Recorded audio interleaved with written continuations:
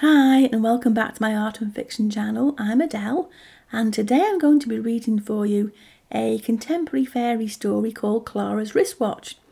Now this is one of my older stories. It was written back in 2008 and it was performed on Seven Waves Radio in the Wirral in June 2008 and then recorded for Radio City when it was broadcast on Zone Unknown on February the 13th in 2009. And then it was published in an ebook called Dark Tides in 2011, and I'll leave you a link down below so you can pick up a copy of Dark Tides if you wish to do so. Right, Clara's wristwatch. Clara bequeathed her diamond wristwatch to her niece Tamara. No one in the family had foreseen this, but Clara's will was perfectly clear on the matter. "I'll keep it for you," said Tamara's waspish mother. "You young people never appreciate anything." "I'm afraid, madam, that my client specified that the wristwatch is to be worn by your daughter from this day on." The elderly solicitor smoothed the sleeve of a frumpy brown tweed jacket. "Fancy leaving a diamond wristwatch to an 8-year-old. Tamara's portly father scowled at her, even though she was sitting quite quietly and not fidgeting at all.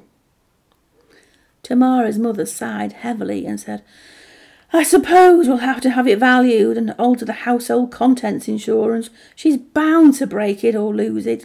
She lives in a dream world, you know."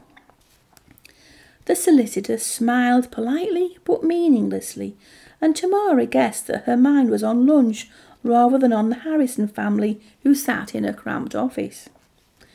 Nonetheless, the solicitor dropped her gaze to Clara's last will and testament and reread, "Should any other person retain the diamond wristwatch for any reason, then all other inheritances shall be forfeited." The solicitor sniffed and added, "Besides, I think you might find that the diamonds are paste." "Ah, well, I suppose that's all right then," said Mrs. Harrison, disgruntled that Clara had bequeathed her only a ghastly tea set printed with blue roses. The Clary's Cliff collection had gone to that horrible woman who ran a frog sanctuary. Mr. Harrison had been left a box of yellowing road maps, one of which depicted the M6 as being under construction. He crossly wriggled his perspiring shoulders within his best coat. Tamara wanted to say, "Don't fidget, Dad," but knew it wouldn't be wise. Parents can say stuff which kids will be lectured for rudeness over. Anyway, she hated the way her parents had been gloating over what Clara might have left them. They hardly ever visited Clara when she was alive, and now she was dead, they hoped she hadn't noticed. Sitting in the back of her parents' car as they drove home, Tamara fastened on Aunt Clara's wristwatch. It felt cold and rather heavy, but it had a nice green strap which fitted Tamara's wrist so perfectly it might have been made just for her. "Mum, the solicitor said it was made from paste, but it's not even slightly sticky," said Tamara, admiring the familiar row of glittering stones which circled the watch face. "Don't be an idiot," said Mrs. Harrison, and that was the end of that conversation. Tamara was used to this, and she soon stopped listening to her parents, who were busily finding fault with Clara and the frog woman.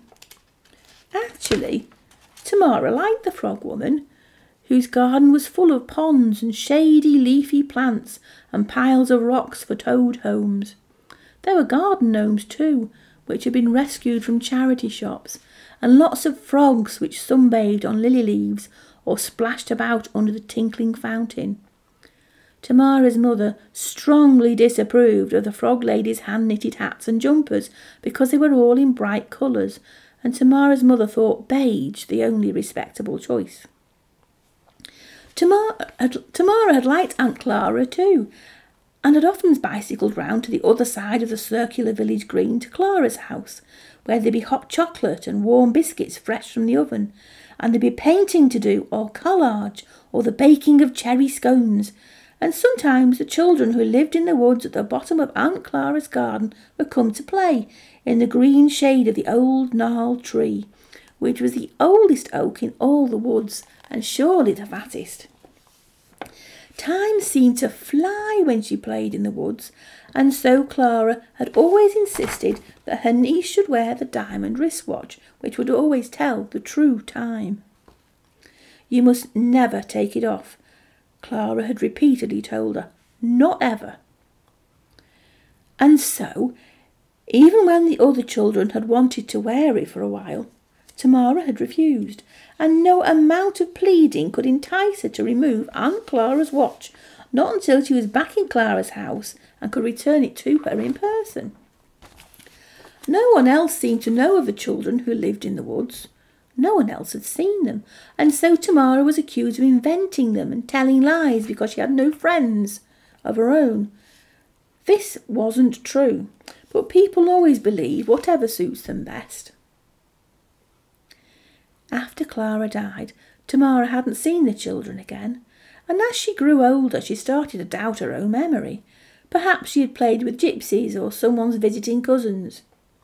And then she went away to university to study something which turned out to be not a great deal of use, and she almost didn't come back to the sleepy village at all, because her parents had died by then, and the frog woman had moved on, so there was no one left to visit.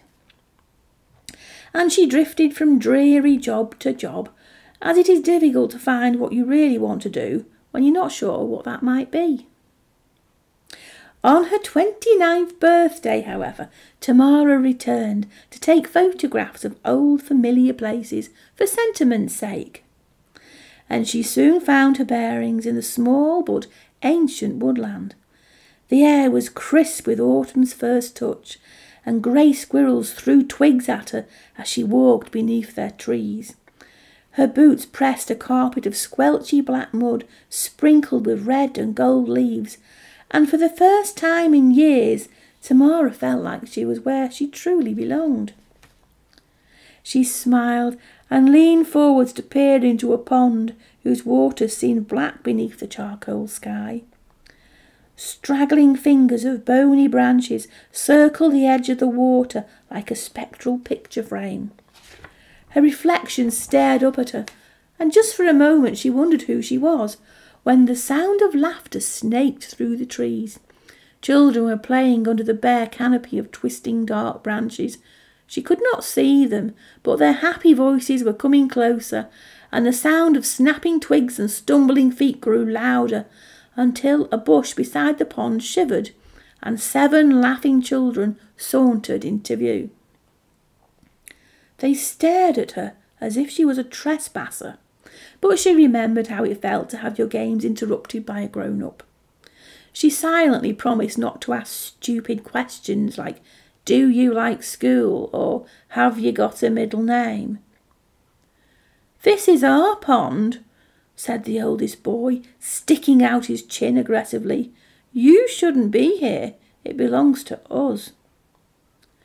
Tamara smiled and said, "I played here many times when I was a child. I've come back to visit." "Oh, yeah? Who did you play with then?" The boy grinned as if he didn't quite believe her. The other children stood in a group, nudging elbows and whispering to each other.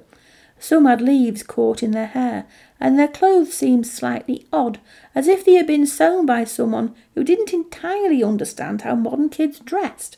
Flowery cotton and bits of smocking on puff sleeves, big pockets in contrasting colours.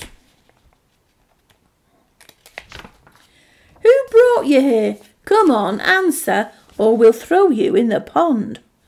The boy made his hands into fists and began walking around the edge of the water towards Tamara.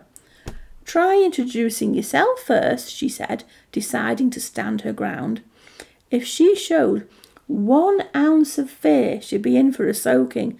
She remembered how things worked around here. The boy grinned and performed a mocking bow and said, "Permit me, Master Rex Greenwold of the Woods, at your service." "And I," she replied with a curtsy, "am Lady Tamara Harrison of the village." She was thrilled to have discovered that the fanciful games of her childhood were still being played. The children whispered excitedly to each other, giggling behind cupped hands and eagerly edging forwards. Rex, however, was not so easily impressed.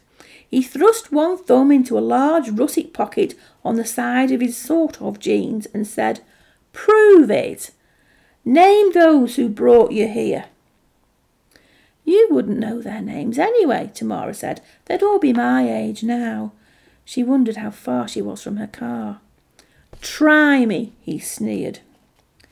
She steeled her resolve and said, "Lady Anne Sparrow, Lady Jenny Hawthorne, Master Robin of the Keep, Tobias Darkthorn, Lady Estelle Sylvan, Master Rowan Glade, Lady Susan Greensleeves, and Talon the Bard." Rex tried not to show that he was taken aback by this declaration. To save face, he said, "Fine company for a villager to mingle with." The way he said villager was weighted with scorn. Tamara met his gaze with cool disdain and said, "Why, I was granted safe passage through the woodland realm by Lord Antlerfern himself." The children stared wide-eyed at her now.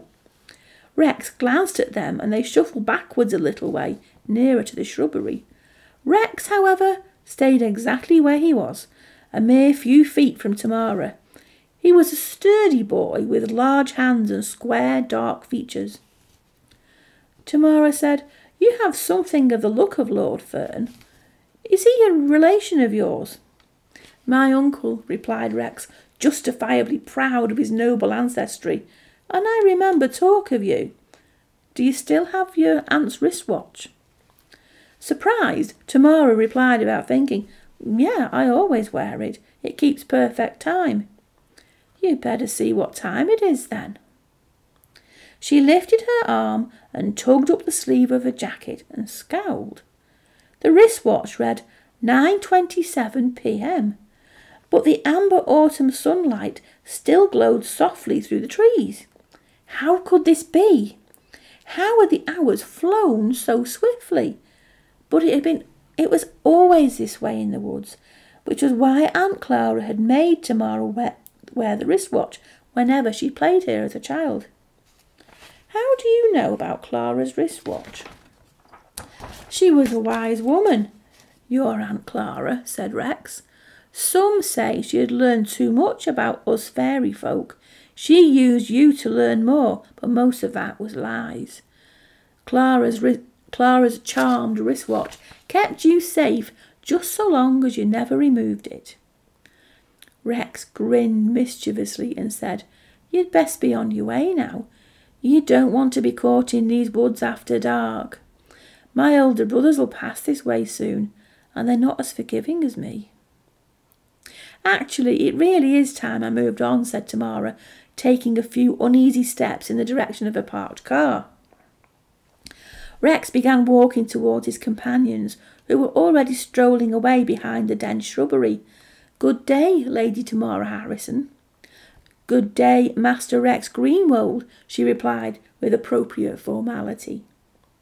Then she turned her footsteps away from the pond and was soon beside her car. This was only a small wood after all.